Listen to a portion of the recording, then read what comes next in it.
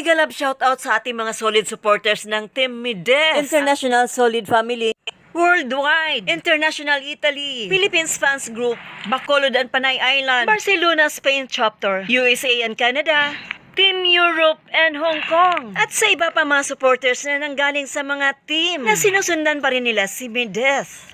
Siyempre sa ating mga team Dromcar dyan, Edsy, Sid, Rose, Rara, Erica, Rochelle, calling the attention of all teachers group dyan. Isang mapagpalang araw sa inyo lahat, sang sulok man kayo ng mundo naroroon. Binabati ko si Ma'am Ana Rita Reyes ng Solid Mides International. And please, paki-follow na lang yung YouTube channel niya. At syempre, Laguna, Cotabato, Cebu, Southern Leyte o Tacloban, and Saudi. Isang mapagpalang araw sa inyo lahat. Oops! Ito na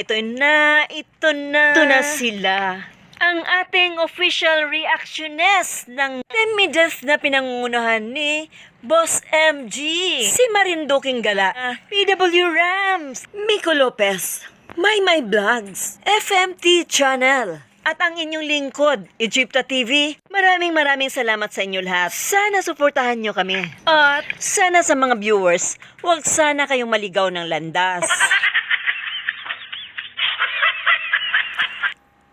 Recently lang ay nagla-live si Bunso alone na hindi kasama si Jana dahil wala raw naman gaanong gagawin sila last night. So right after their class ay hindi na nakuha ni Jana na sumama pa kay Bunso sa sidewalk vendor upang magbenta or mag-live sila. Nakasama si Jana dahil wala raw naman itong gagawin that night. So nag-iisa lang si Bunso na nag-live without assistance dahil kayang-kaya niya to.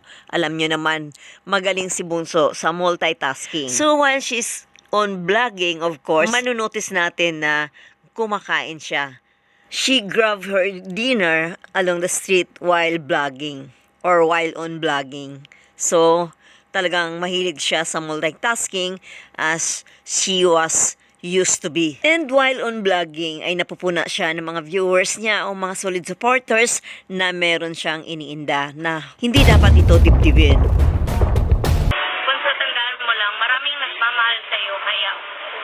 Huwag kang malulungkot. Yan, Tita Lenny Santiago, thank you po.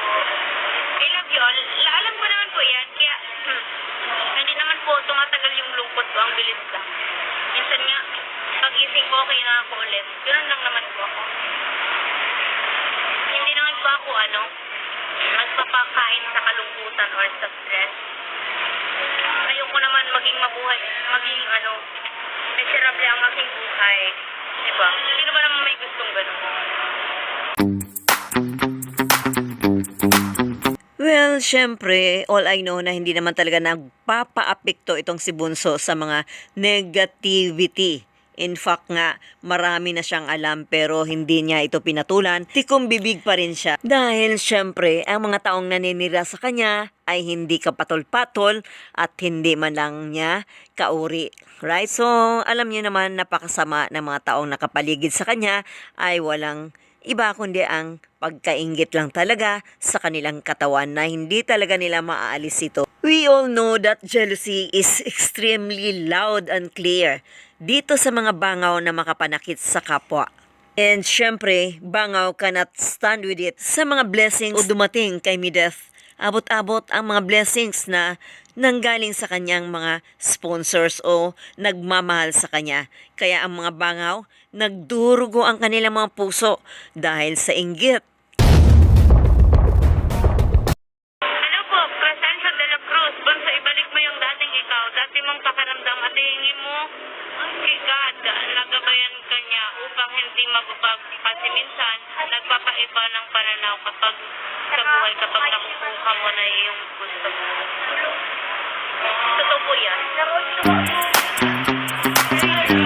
Well, of course, we sometimes admit that we are human beings and we are not born perfect. So, we tend to change our mind sometimes. It depends upon the sitwasyon and lakad sa panahon, right? Pero of course naman siguro makikita naman natin si Bunso na napakahigpit ng kanyang sinturon o mataas ang kanyang patience to reach her goal, right?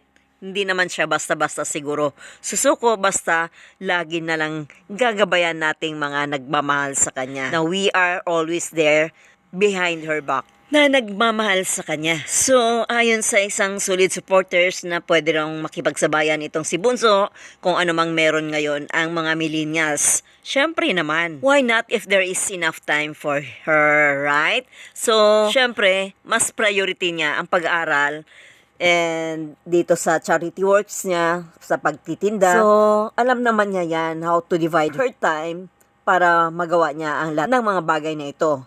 And maybe, while spending her time away from the stress, according to her, na sa Manila niya magagawa yung magpapahinga. So, nakikita naman natin na together with Jana ay todo relaxing ang nangyari. They were singing in a karaoke.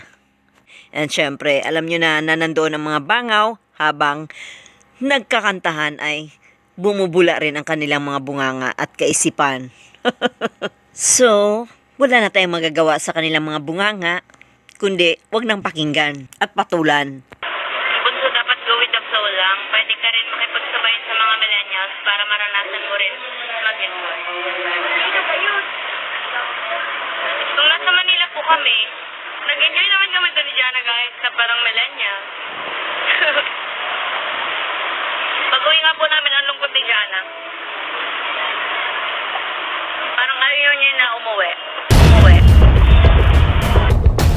So guys, alam ko naman marami ditong mga mommies, right? So ganito ba talaga pag nagtampo ang isang asawa? Lalong-lalo na gusto nilang magpa-change oil? Ganito ba talaga? Para matanggal o mahimasmasan? So panoorin natin ha, na ganito kadalasan ang mga aksyon ng asawa.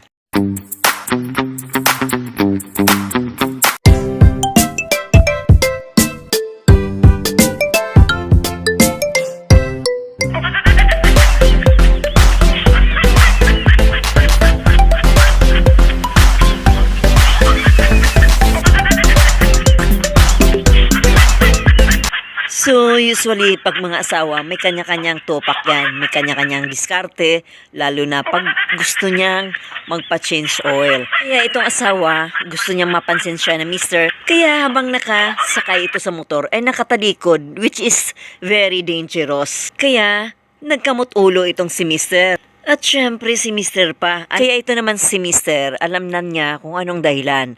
Kaya ito ikinarga niya uli pabalik sa bahay. Akala ko anong gagawin? Akala ko ibabalik na. Ayun pala ay alam na niya kung anong gusto ng asawa. So ito na lumabas na sila. Ayan na.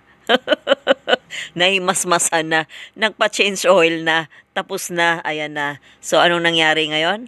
Anong posisyon ni Mrs. kanina nung bago sila pumasok ng kwarto? Diba magkatalikod sila at hindi niyakap si Mr.? Kaya nagalit si Mr., nagkamot ulo dahil baka mahulog si Mrs. Pero ito na ngayon.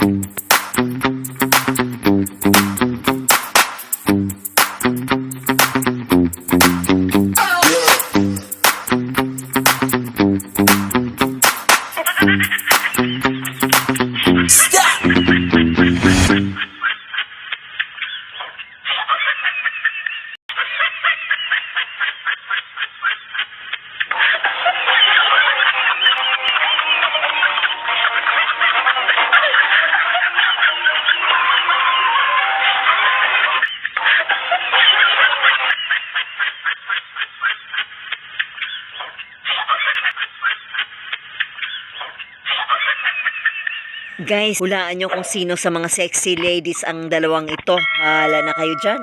Nagkabistuhan na sila ng mga amoy nila. Matirang matibay. Hoy, anong sabi mo? Mabaho yung poki ko? Hoy, hindi ako nagsabi niyan. Tanungin mo yung asawa mo. Bakas maglinisang. Tanungin mo yung asawa mo. Bakas maglinisang. Tanungin mo yung asawa mo. Bakas maglinisang. Bakit naamoy ko din? Naamoy ko din. Bakit naamoy ko din?